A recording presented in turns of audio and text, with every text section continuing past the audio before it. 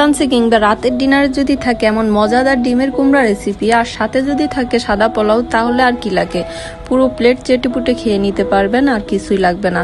Hello, আসসালামু আলাইকুম, welcome to ফাতুস healthy kitchen. আজকে শেয়ার করব আপনাদের সাথে ডিমের কুমড়া রেসিপি নিয়ে।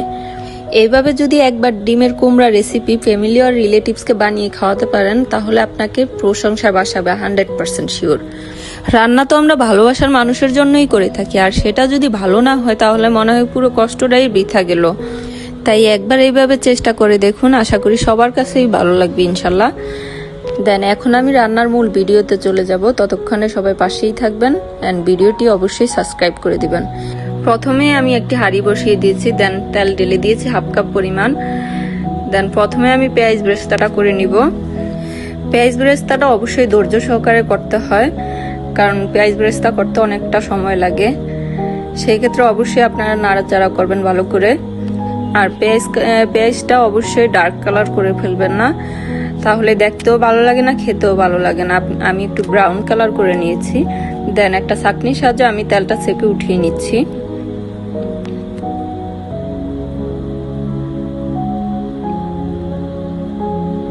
আমার পেঁয়াজটা উঠানো অলরেডি ডান। দেন পেঁয়াজ বেরেস্তাটা এখন আমি একটা প্লেটে ঢেলে নিব। পেঁয়াজ বেরেস্তার কালারটা যেন অবশ্যই এরকম আসে।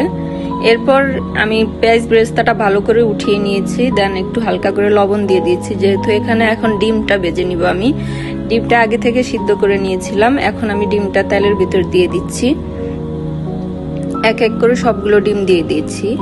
এরপর ডিমটা হালকা করে ভেজে নেবেন। বেশি ভাজতে গেলে দেখা যায় ডিমটা রাবার হয়ে যায়, সেক্ষেত্রে হালকা ভাজা দিয়ে নেবেন। এরপর আমার ডিমটা ভাজা শেষ। এখন এক এক করে সবগুলো ডিম আমি উঠিয়ে নিব।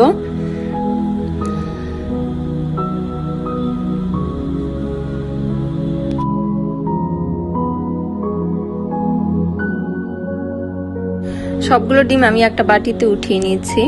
ডিমটার কালার এরকম এসেছে, আপনারা অবশ্যই হালকা ভাজা দিয়ে নেবেন। এখন আমি ওই তেলের ভিতরেই আমি এখানে 1/2 কাপ পরিমাণ পেঁয়াজ দিয়ে দিয়েছি। হালকা করে তেল দিয়ে দিব, সাথে সরিষার তেল দিয়েছি আমি, আপনারা চাইলে যে কোনো তেল দিতে পারেন। পেঁয়াজটা হালকা নাড়াচাড়া করে নেওয়ার পরে এখানে আমি আগে থেকে মশলা রেডি করে রেখেছিলাম কিছু। দারচিনি দিয়েছি, গোলমরিচ দিয়েছি, সাদা এলাচ দিয়েছি অ্যান্ড তেজপাতা। সবগুলো উপকরণ আমি এখন পেঁয়াজের ভিতর ঢেলে দিব। দেন নাড়াচাড়া করে নিব পেঁয়াজটা একটু নরম হওয়া পর্যন্ত। এখানে যাতে যেন পেঁয়াজ বেরেস্তা না হয়ে যায়, হালকা নরম হয়ে আসার পরে এখানে হালকা পানি দিয়ে দিবেন। আমি অল্প একটু পানি দিয়েছি, আপনারা চাইলে আর একটু দিতে পারেন।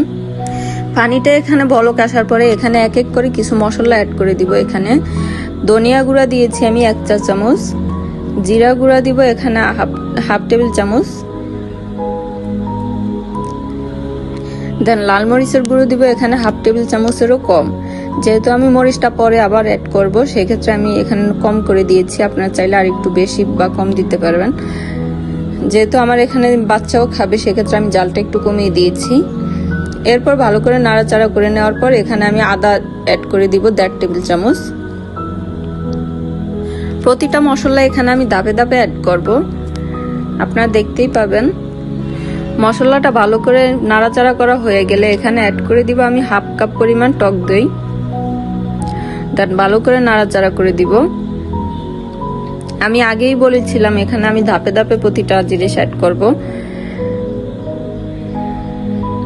ভালো করে কষানো হয়ে গেলে এখানে আবার অ্যাড করে দিব আমি 1/2 কাপ পরিমাণ পেঁয়াজ বাটা। দেন আবার আমি মশলাটা কষিয়ে নিব। মশলাটা আমি ভালো করে কষিয়ে নিব। দেন এখানে আমি কষানো শেষ হয়ে গেলে পরে অ্যাড করে দিব বাদাম বাটা। এখানে আমি 20 পিস বাদাম নিয়েছি, আপনারা চাইলে আরো কম নিতে পারেন। 20 পিস বাদামে এখানে আমার 1/2 কাপ পরিমাণ হয়ে গিয়েছে, আপনারা চাইলে আর একটু কম বা বেশি নিতে পারেন। এই পর্যায়ে অবশ্যই ভালো করে নাড়াচাড়া করতে হবে, যেহেতু এখানে বাদাম অ্যাড করে দিয়েছি, সেই ক্ষেত্রে লেগে যেতে পারে। এখানে আমি যে ব্লেন্ডারে বাদাম ব্লেন্ডার করেছিলাম, সেই ব্লেন্ডার দিয়ে আমি একটা বাটিতে পানি নিয়ে রেখেছিলাম। এখন আমি পানিটা দিয়ে ভালো করে কষিয়ে নিব।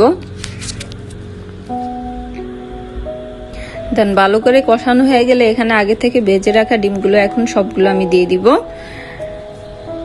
দেন আবার ভালো করে নাড়াচাড়া করে নিব।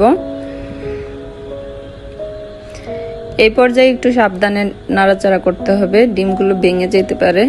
যেহেতু আমি হালকা করে ডিমগুলো ভেজে নিয়েছিলাম, ডিমটা ভালো করে নাড়াচাড়া করে নেওয়ার পরে এখানে অ্যাড করে দিব মিল্ক। এখানে আমি পাউডার মিল্ক নিয়েছিলাম 1 কাপ পরিমাণ, দেন 2 কাপ পরিমাণ আমি এখানে পানি অ্যাড করে দিয়েছিলাম, দেন ভালো করে লিকুইড করে নিয়েছি, দেন ডিমের সাথে সবগুলো ঢেলে দিয়েছি।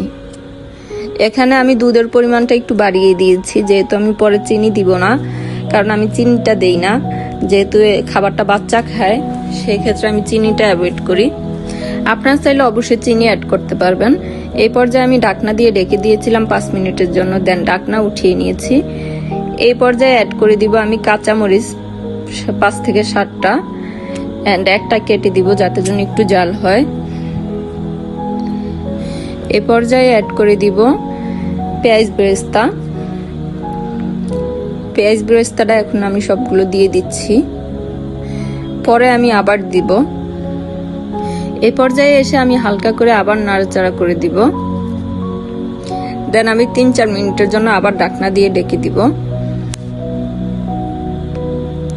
ঢাকনাটা অবশ্যই বারবার উঠিয়ে নামিয়ে তারপরে নাড়াচাড়া দিতে হবে, যেহেতু এই জায়গায় বাদাম অ্যাড করা আছে, সেই ক্ষেত্রে বারবার লেগে যেতে পারে।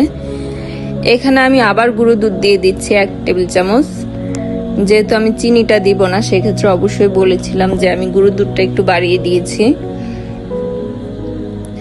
এই পর্যায়ে এসে আপনারা চিনি দিতে পারেন। এখন আমি আর ঢাকনা দিয়ে ঢাকবো না, এই পর্যায়ে আমি এভাবে নাড়াচাড়া করে নামিয়ে নিব।